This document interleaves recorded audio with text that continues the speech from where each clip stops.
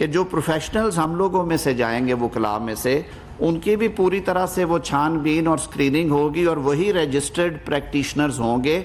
جو کہ اس ایپ کے اوپر اویلیبل ہوں گے، تاکہ کسی کے ساتھ کو اگر زیادتی ہو تو اس کا میکنزم بھی موجود ہے کہ بار کاؤنسلز اور بار ایسوسی ایشن سے رجوع کیا جا سکے، اور اس پلیٹ فارم کے ذریعے یہ سارا کچھ ہوگا۔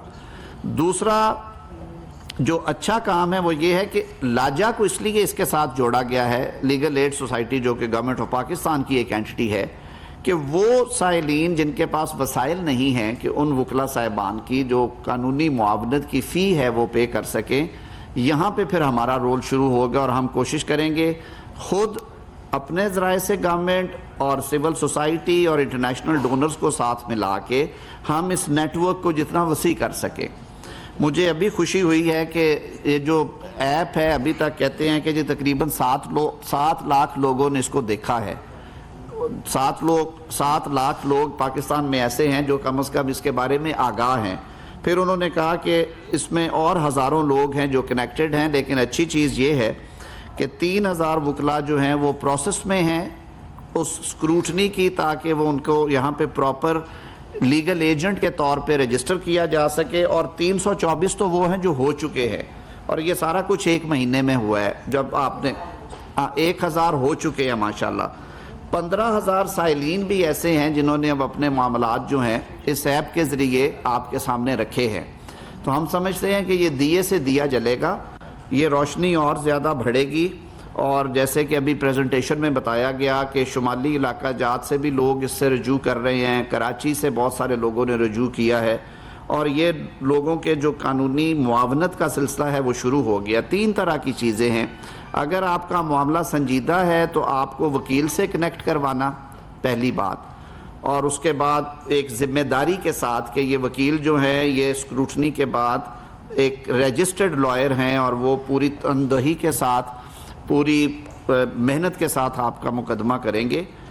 اس سے پہلے کی 1-2 سٹیجز بھی ہیں۔ کئی دفعہ معاملات ایسے ہوتے ہیں کہ آپ کو وکیل تک جانے کی ضرورت تو ہوتی ہے، لیکن عدالت میں جانے کی ضرورت نہیں ہوتی، تو جس کو ہم لیگل ایڈوائس کہتے ہیں، لیگل اوپینین کہتے ہیں، یعنی کہ قانونی جو آپ کو معاونت مل جائے، تھوڑی سی مشورہ مل جائے۔ کہتے ہیں نا جی قانونی مشورے کے لیے مجھے جانا پڑتا ہے، تو اب وہ آپ کو نہیں جانا پڑے گا۔ اور ایک اس سے بھی پہلے کی سٹیج ہے کہ ہمیں اپنے حقوق کا پتہ ہونا چاہیے۔ آج جو آپ نے ڈاکومنٹری چھوٹی سی سارا دی، میں آپ سے یہ گزارش کروں گا کہ اب ہم لاجا اور آپ مل کے یہ ساری چیزیں جو ہیں یہ اردو میں کریں، اور ہماری جو اگلی منزل ہوگی وہ مقامی زبانوں میں ہوگی، پنجابی میں، سندھی میں، بلوچی میں، بروہی میں، پشتو میں، تاکہ لوگوں کو ان کی زبان میں یہ چیزیں کنوے کی جا سکیں۔ جو ماشاءاللہ ہم لوگ بلیسڈ ہیں، جو اعلیٰ تعلیم یافتہ ہیں، جو یہ سارے معاملات سمجھتے ہیں، انہیں تو شاید اس طرح کی قانونی معاونت کی ضرورت نہیں ہے۔ ضرورت انہیں ہے جن کے گھر میں گھریلو تشدد کا معاملہ ہے، اور وہ خاتون چپکے سے پتہ کرنا چاہتی ہیں کہ ان کے حقوق کیا ہیں یا اس کی ریمیڈی کیا ہے، پولیس کو کیسے اطلاع دینی ہے۔ آج ہم وزارت انسانی حقوق میں بیٹھے ہوئے ہیں، 2 ایک ہیلپ لائنز ہم نے بھی قائم کر رکھی ہیں، لیکن ابھی کینوس چھوٹا ہے ہمارا، وسائل تھوڑے ہیں، تو آپ نے تھوڑا بڑا کیا ہے، اللہ کرے گا یہ اور زیادہ بڑا ہوگا۔ اور تیسری بات کہ آپ کے جو قانونی حقوق ہیں ان کی تشہیر ہے، وہ بھی اسی ایپ پہ ہوگی،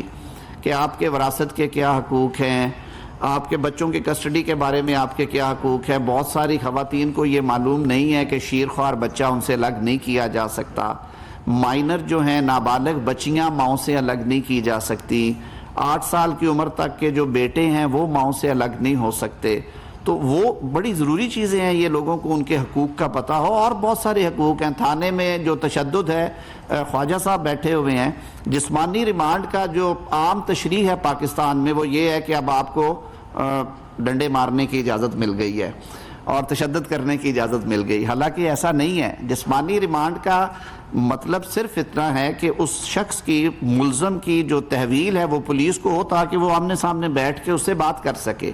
اور وہ ان کی تحویل میں رہتے ہیں، اور جو اس تحویل کو ایک جوڈیشل آفیسر جسے کہ ہم میجسٹریٹ کہتے ہیں وہ اس کو ریگولیٹ کرتے ہیں، اور اگر تشدد ہو ملزم پہ دوران حراست تو وہ اتنا ہی جرم ہے جتنا حراست سے باہر ہے، بلکہ حراست میں تشدد شاید زیادہ بڑا جرم ہے۔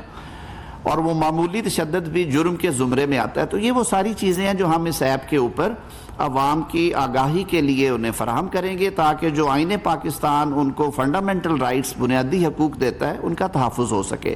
میں ایک بار پھر once again excellency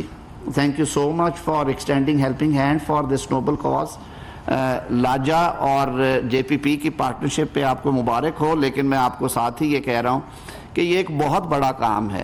یہ ایک طوفان ہے جس میں آپ نے چھلانگ لگائی ہے. میں آپ لوگوں کے لیے دعاگو ہوں کہ آپ ان لہروں سے بڑی جرأت اور ہمت کے ساتھ لڑیں, اور میں گزارش کروں گا جو پاکستان بھر میں بار کاؤنسلز اور بار ایسوسییشنز ہیں جن کا میں خود حصہ ہوں کہ وہ اس نوبل کاز کے لیے آئیں, آگے بڑھیں, ہمارے ساتھ تعاون کریں. جو ینگ لائرز ہیں انہیں میں خاص طور پہ دعوت دیتا ہوں کہ وہ اس پلیٹ فارم کو جوائن کریں. ان کے لیے کام کرنے کے مواقع ہیں, ان کے لیے جیسے کہ آج ہمارے جو میزبان ہیں انہوں نے کہا کہ پہلے مجھے کلائنٹس تک پہنچنے کے لیے کبھی بخشی خانے جانا ہوتا تھا, کبھی میں جیل سے پتہ کرتا تھا کیونکہ مجھے شوق تھا کہ میں فوجداری کام کروں. تو یہ ایک ایسا پلیٹ فارم ہے کہ وقت کے ساتھ اسلام آباد سے آپ یہ مناظر دیکھ رہے ہیں جہاں وفاقی وزیر قانون اعظم نذیر تارڑ تقریب سے خطاب کر رہے ہیں.